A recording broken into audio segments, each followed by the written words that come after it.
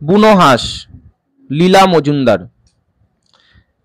এখন যদি আকাশের দিকে চেয়ে দেখো, দেখতে পাবে দলে দলে বুনো হাঁস তীরের ফলার আকারে কেবলই উত্তর দিকে উড়ে চলেছে। কেউ এত উঁচুতে উঠছে যে কোনো শব্দ নেই, কারো শুধু ডানার শো শো শোনা যাচ্ছে, আবার কেউ বা বলছে গাঁক গাঁক গাঁক। ওরা গরম দেশে শীত কাটিয়ে এখন শীতের শেষে আবার নিজেদের দেশে ফিরে যাচ্ছে। ওদের বেশি গরমও সয় না, আবার বেশি শীতও সয় না। কেউ কেউ হিমালয়ের উত্তর দিক থেকে বরফের পাহাড় পেরিয়ে আসে, অনেকে নাকি ভারতের মাটি পার হয়ে সমুদ্রের ওপর দিয়ে উড়ে ছোট ছোট দ্বীপে গিয়ে নামে। সেখানে মানুষের বাস নেই, নিরাপদে তাদের শীত কাটে।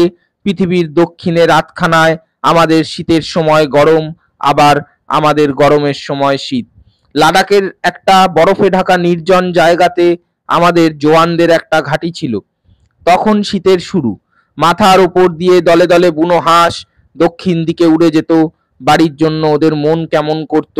চিঠিপত্র বিশেষ পৌঁছতো না, শুধু রেডিওতে যেটুকু খবর পেত। একদিন একটা বুনো হাঁস দল ছেড়ে নিচে নেমে পড়ল, একটা ঝোপের ওপর নেমে থরথর করে কাঁপতে লাগলো।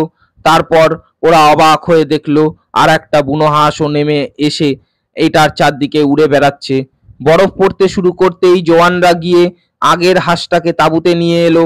অন্য হাঁসটা প্রথমে তেড়ে এসেছিল, তারপর ওদের সঙ্গে নিজেই গিয়ে তাঁবুতে ঢুকলো।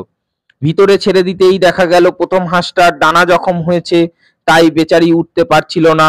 জওয়ানদের মুরগি রাখার খালি জায়গা ছিল, সেখানে বুনো হাঁসরা রইল। টিনের মাছ, তরকারি, ভুট্টা, ভাত, ফলের কুচি এই সব খেত। ওদের দেখাশোনা করা জওয়ানদের একটা আনন্দের কাজ হয়ে দাঁড়ালো। পরের হাঁসটা ইচ্ছে করলেই উড়ে চলে যেতে পারত, কিন্তু সঙ্গীকে ছেড়ে গেল না। সারা শীতকাল দুজনে ওখানে থেকে গেল। আস্তে আস্তে হাঁসের ডানা সারল, তখন সে একটু একটু করে উঠতে চেষ্টা করত। তাঁবুর ছাদ অবধি উঠে আবার ধূপ করে পড়ে যেত। এমনি করে সারা শীত দেখতে দেখতে কেটে গেল। নিচের পাহাড়ের বরফ গলতে শুরু করলো, আবার সবুজ ঝোপঝাড় দেখা গেল, ন্যাড়া গাছের পাতায় আর ফুলের কুড়ি ধরল। তারপর পাখিরা আবার আসতে আরম্ভ করলো। এবার দক্ষিণ থেকে উত্তরে। দেশে ফিরে ওরা বাসা বাঁধবে, বাচ্চা তুলবে।